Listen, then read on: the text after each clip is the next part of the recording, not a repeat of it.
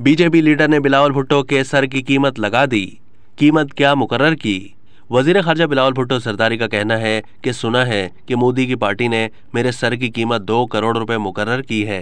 बिलावल भुट्टो ने नरेंद्र मोदी को गुजरात का कसाई कहने के बयान का दिफा करते हुए कहा है कि मैंने भारतीय वजीर आजम से मुताल्लिक तारीखी हकीकत दोहराई है।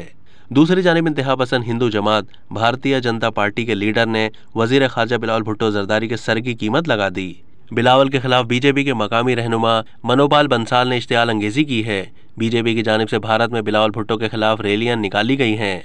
न्यूयॉर्क में न्यूज़ कॉन्फ्रेंस करते हुए वजीर खारजा बिलावल भुट्टो ने कहा था कि भारत को बताना चाहता हूं कि ओसामा बिन लादेन तो मर चुका है, मगर गुजरात का कसाई जिंदा है और भारत का वजीर आजम बन चुका है।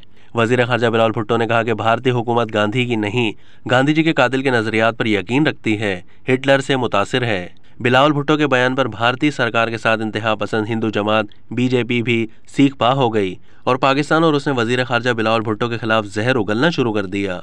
अब तक के लिए इतना ही। मजीद मालूमात के लिए डेली जंग के यूट्यूब चैनल को सब्सक्राइब कीजिए।